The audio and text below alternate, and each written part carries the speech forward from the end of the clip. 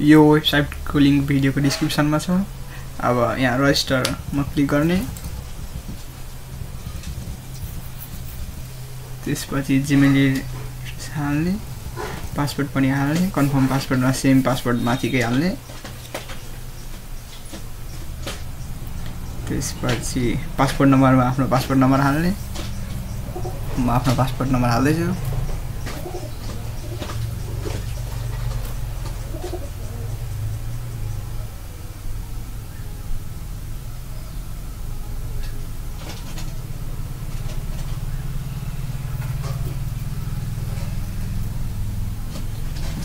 त्यसमा यसमा क्लिक गर्ने,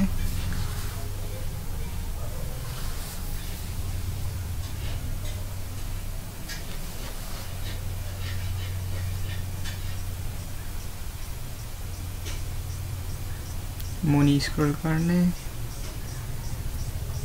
स्टार्ट एप्लिकेसनमा क्लिक गर्ने, मुनि स्क्रल गर्ने, स्टार्टमा क्लिक गर्ने, फर्स्ट नेम आर्यमान हालेको छ गरिने, चौधरी ठीक छ, जिमेल पनि छँदैछ, no, Nepal nationality, passport upload गरिदिनु, मेल हालिदिने, जेन्डरमा आफ्नो डेट अफ बर्थ हाल्ने, म आफ्नो डेट अफ बर्थ हाल्दैछु,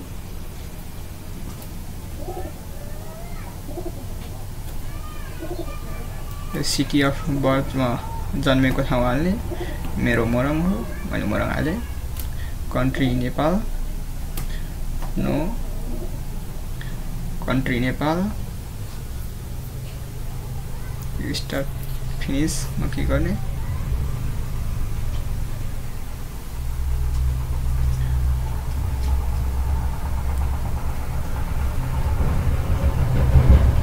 यो सबै डेटाहरु चेक गर्ने, सबै राइट होला, डाउनलोड पीडीएफ मा क्लिक गर्ने, डाउनलोड हुन्छ पीडीएफ, त्यसपछि एप्लिकेसन मा क्लिक गर्ने, शो डिटेल मा क्लिक गर्ने, स्टार्ट मा क्लिक गर्ने,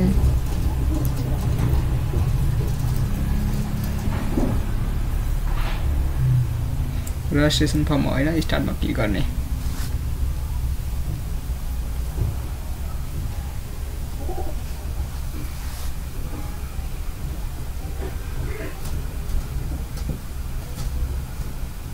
यस्तो वेबसाइट आउँछ, नेक्स्ट मा क्लिक गर्ने,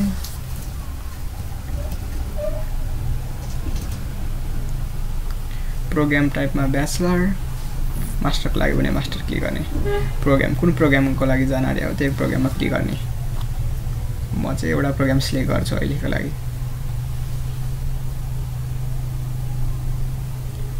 त्यसपछि इनटेक 25 भिजा ठीक छ, नेक्स्ट मा क्लिक गर्ने,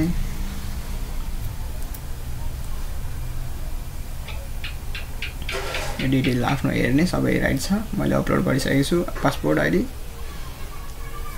त्यसपछि मुनि स्क्रल गर्ने, सबै राम्रै ठिकै छ, फेरि डेट अफ बर्थ हाल्छु, म हालिसकेँ, कन्ट्याक्ट डिटेल,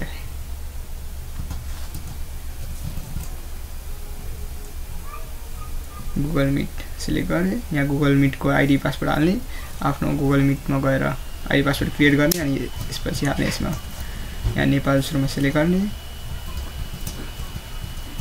नेपाल, त्यसपछि आफ्नो फोन नम्बर हालिदिने,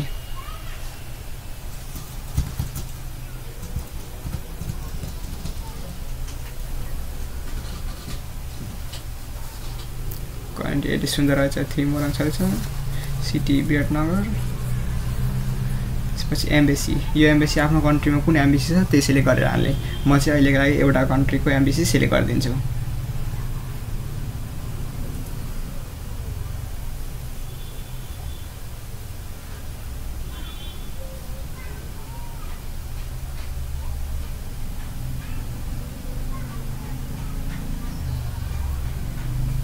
नेक्स्ट मा क्लिक गर्ने, नो थ्याङ्क्स,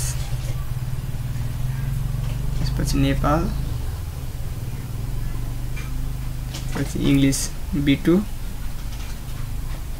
अपलोड B2 ल्याङ्ग्वेजको सर्टिफिकेट अपलोड गरिदिने। मैले अपलोड गरिसकेको छु। Next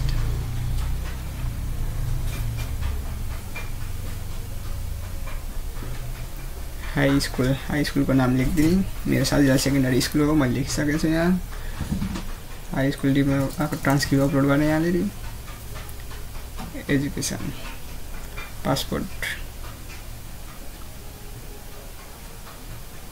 higher education diploma.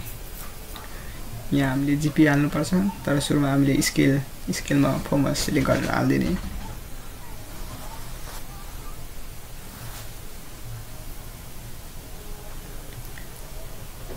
स्केलमा click गर्ने, फो सिलेक्ट गर्ने। फोमा आउट अफ 4 कति आयो हाम्रो त्यति नै हाल्ने। मैले हालिसकेको छु। त्यसपछि म स्कुल गर्छु। हायर एजुकेसन हामीले चाहिँदैन, ब्याचलरको लागि हायर एजुकेसन हाल्नु पर्दैन। नेक्स्टमा क्लिक गर्ने। त्यसपछि do you have any professional experience, छैन एक्सपिरियन्स पनि छैन, नहाल्ने, छ भने यस हाल्ने। मैले नहालेँ। त्यसपछि के मिस्टेक भयो भन्दाखेरि जिपिएमा फेरि म नेक्स्टमा फेरि क्लिक गर्छु। त्यसपछि do you have any professional नोमा क्लिक गर्छु।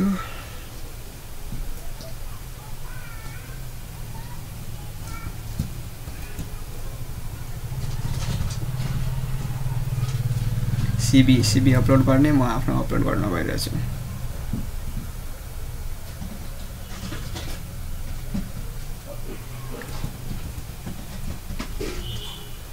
नेक्स्टमा क्लिक गर्छु। मोटिभेसन, हामीले यो कोर्स सिकिन चुज गरेको, त्यसको मोटिभेसन लेख्ने यहाँनिर। म चाहिँ अहिलेको लागि केही लेख्दिनँ, अलिकति मात्रै लेख्छु।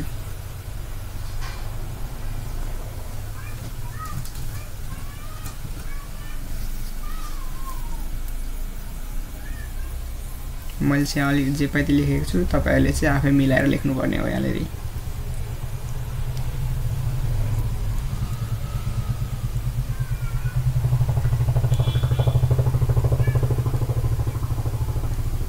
हाउ डिड यु हियर, जुन भए पनि एउटा सिलेक्ट गरिदिएँ।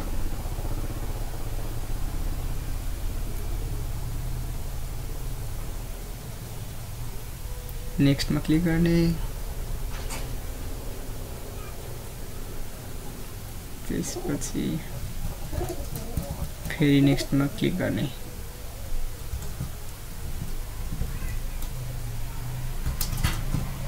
रिकमेन्डेसन, कसले रिकमेन्ड गरेको त्यसको त्यो सरको नामहरू लेख्नुपर्छ यसमा। एड रिकमेन्डेसन, पछि आफ्नो सरहरूको नाम लेख्ने यहाँनिर। म चाहिँ एउटा मान्छेको नाम लेखिदिन्छु।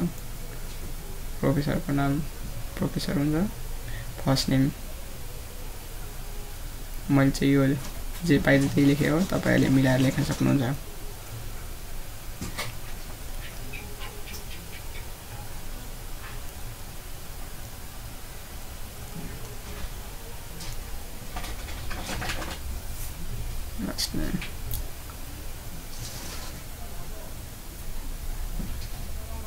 यसमा प्रोफेसर लेख्ने।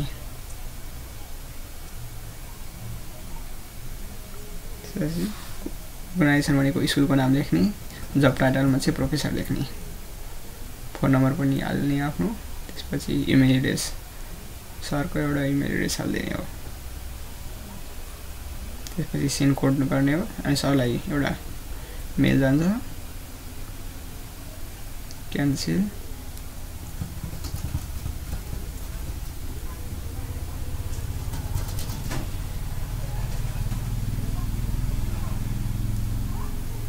त्यसपछि नेक्स्टमा क्लिक गर्ने।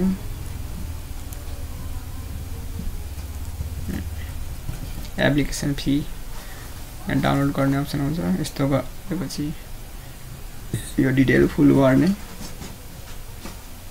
म चाहिँ आफ्नो डिटेल भरिदिन्छु, तपाईहरुले आफ्नो भर्न सक्नुहुन्छ।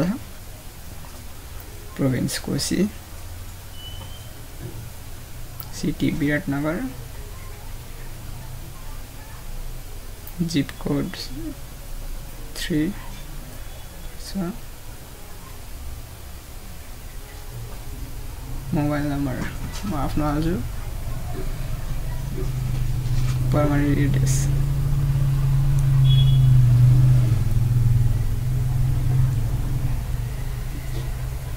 कति डलर हो हाम्रो $30 $30 मा सेलेक्ट गरेको छु मैले। तपाईहरुको अर्को पनि हुन सक्छ, सेम नि हुन सक्छ।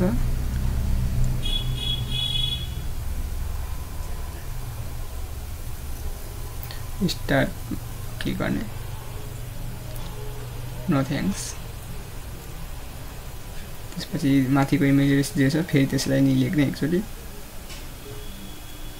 माथिको सेम लेखिदिन्छु म, कन्टिन्यू।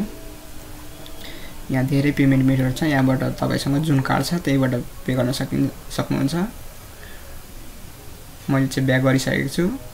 त्यसपछि फाइनान्शियल स्टेटमेन्टमा क्लिक गर्छु म। यसमा क्लिक गर्छु, यसमा नो क्लिक गर्छु, नो,